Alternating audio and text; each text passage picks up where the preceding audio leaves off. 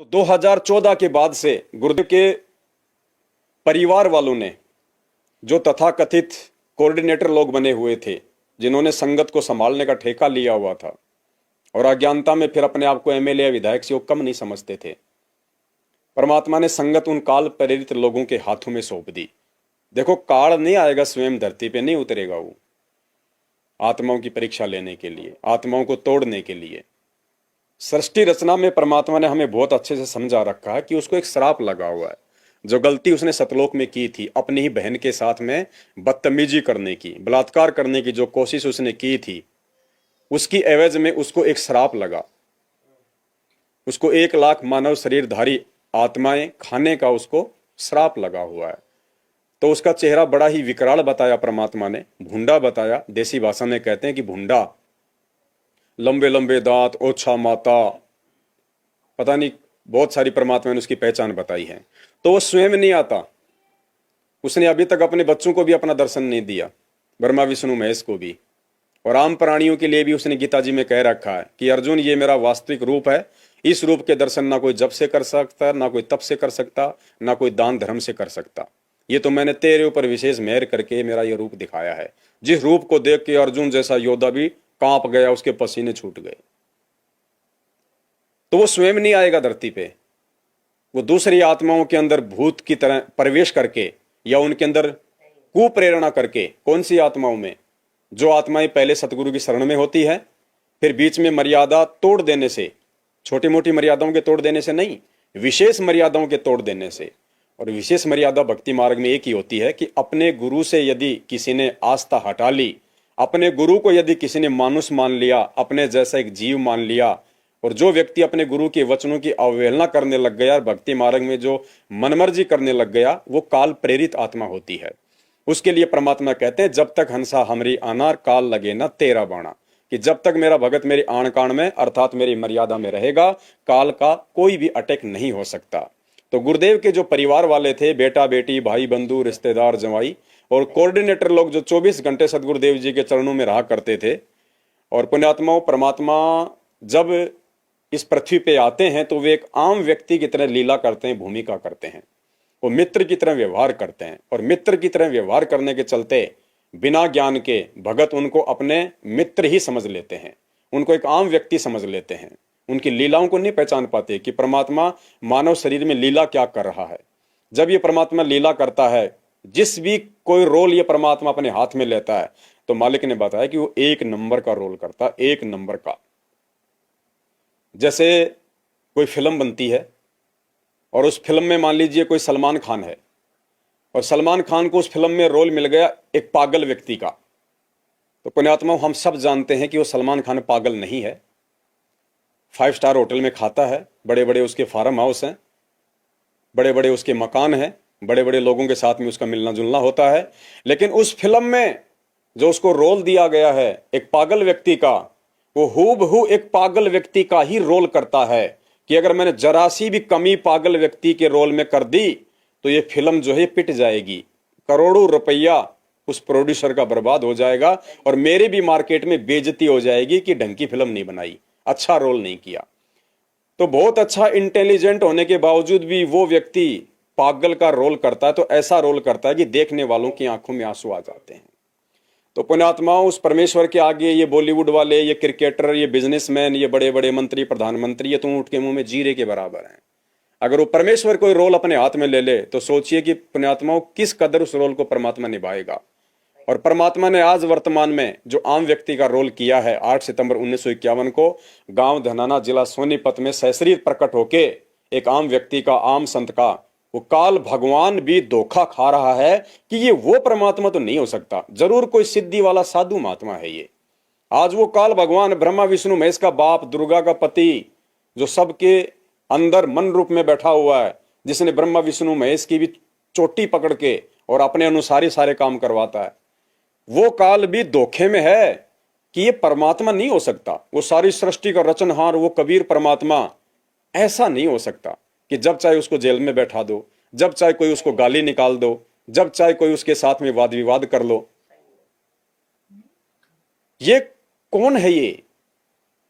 तो काल भगवान भी धोखा खा रहा है। द्रौपदी के समय परमात्मा ने जब अंधे महात्मा का रोल किया तो पुण्यात्माओं ऐसा रोल किया द्रौपदी भी नहीं पहचान पाई कि वास्तव में अंधा है या फिर ये परमात्मा है। तो परमात्मा जो भी रोल अपने हाथ में लेता है पुण्यात्मा उसको बखूबी निभाता है। तो वर्तमान में जो है परमात्मा एक आम व्यक्ति की भूमिका में है, और आम व्यक्ति की भूमिका करने के चलते उनके जो परिवार वाले हैं 24 घंटे सतलोक आश्रम बरवाला में उनके इर्द गिर्द घूमने वाले, उनके बॉडीगार्ड, उनकी सेवा में रहने वाले, ज्ञान को आधार ना बना पाने के चलते आज उस परमेश्वर की इस लीला को, इस भूमिका को वो जान नहीं पाए, पहचान नहीं पाए, और उन्होंने परमेश्वर को परमेश्वर ना जान के एक आम व्यक्ति की तरह उनके साथ में व्यवहार किया। सतलोक आश्रम बरवाला में अपनी मनमानियां की, जिसके चलते उनकी मर्यादा खंडित हुई और ये बरवाला कांड हुआ। और पिछले 8 वर्षों से 2014 के बाद से हम सभी भाई बहन हर दिन हर क्षण परीक्षा के दौर से गुजर रहे हैं, और इस परीक्षा के समय में काल भगवान ने कितनी आत्माओं को छोड़ा है और कितनी आत्माओं को मर्यादा तुड़वा के अपने मुंह में ले लिया है। मर्यादा टूटने के बाद भी आप चाहे कितने 3 समय की आरती करो, कितना आप अपने आप को अच्छा भगत बनाने का, दिखाने का प्रयास करो, वो काल हद में ही होता है। जब उसका बैड समय आएगा, जब उसके भक्ति संस्कार पुण्य समाप्त होंगे, उस समय उसके साथ में क्या बीतेगी उसको पता भी नहीं चलेगा। और लोग कहेंगे ये तो बहुत अच्छी भक्ति कर रहा था, ये तो सारा दिन कोई 50 ज्ञान गंगा पुस्तक ट्रेनों में बांटा करता था, हर बार गुरु जी की तारीख पे जाता था, आश्रम में जाता था, अरे इसकी एक्सीडेंट में अकाल मौत कैसे हो गई? क्योंकि वो मर्यादा तोड़ के बैठा हुआ था, उसके माथे पे कोई ठप्पा नहीं लगा हुआ था। इसलिए परमात्मा कहते हैं सूक्ष्म खेल है काल भगवान का, उनके ज्ञान को आधार बना के ही इन चीजों से हम बच सकते हैं। तो पुण्यात्माओं, काल भगवान ने उन आत्माओं के ऊपर अपना डंडा मारा, सभी की मर्यादा खंडित थी, बरवाला कांड हुआ, परमात्मा जेल में, हम सब इधर उधर। और आज वही काल प्रेरित लोग जिनकी मर्यादा पहले से ही खंडित है गुरु को मानुष मानने के चलते, काल भगवान ने संगत उनके हाथों में सौंप दी, गुरुदेव के परिवार के हाथों में, कोऑर्डिनेटरों के हाथों में। उनके माध्यम से काल भगवान ने संगत को तोड़ने का जो है आज ये कुप्रयास किया है। क्योंकि पुण्यात्माओं, काल को भी अच्छे से पता है कि ये ज्ञान लेने के बाद में, उस परमात्मा का विधान समझ में आ जाने के बाद, इन भगतों को जगत वाले नहीं तोड़ सकते। ये जगत वालों के झांसे में नहीं आएंगे। 100 में से 2% की बात अलग है, बाकी 90% भक्तों को जगत वाले नहीं तोड़ सकते, बहला के फुसला के। अगर इन भक्तों को तोड़ना है, इनकी मर्यादा खंडित करवानी है, तो इन्हीं के अंदर प्रवेश करके यह काम करना पड़ेगा। और कबीर सागर के सरलार्थ में जो बीजक की वाणियां हैं, उनमें भी परमात्मा ने समझाया हुआ है कि काल भगवान ने अपने 4 दूत भेजे थे ऊपर से। जब वो परमात्मा इस पृथ्वी पे आया तो काल भगवान ने 4 दूत भेजे, जय, विजय, रंभ और कुरंभ। और उन सबको काल भगवान ने कहा कि मेरे दूतों, तुम्हें पृथ्वीलोक पे जाना है और मेरा एक काम करना है। अपना एक दुश्मन है कबीर, वो धरती पे गया हुआ है और वो आत्माओं को मेरे से तोड़ेगा।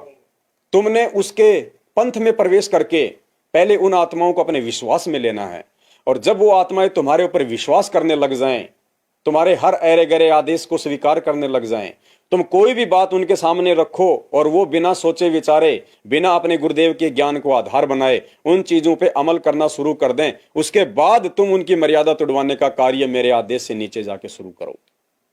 परमात्मा ने सत्संगों में बताया, बीजक में भी लिखा हुआ है।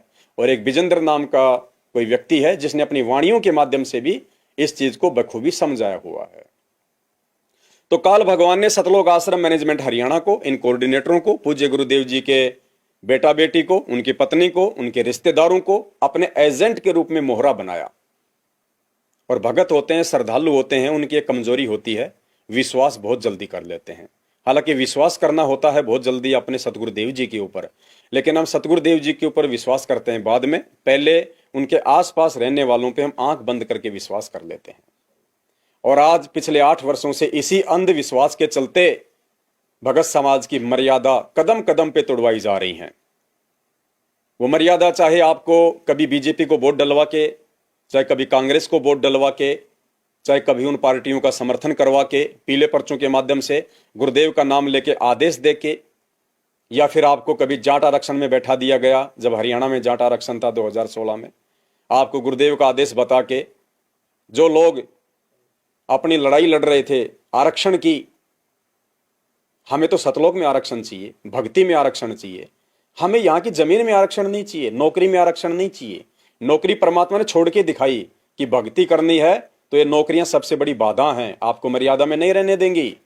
वो नौकरी छोड़ के दिखाने का मकसद परमात्मा का यही था कि जब मेरे पास में आओ तुम आश्रम में दर्शनों के लिए, तो अपने बेटा बेटियों के लिए नौकरी की भीख मत मांगना मेरे से। मैंने उदाहरण पेश कर दिया है, नौकरी छोड़ के मेरे से कुछ मांगना तो भक्ति मांगो, पांचों गहने मांगो भक्ति मार्ग के, शील संतोष विवेक दया अक्षमा, बाकी व्यर्थ की चीजें ना मांगना।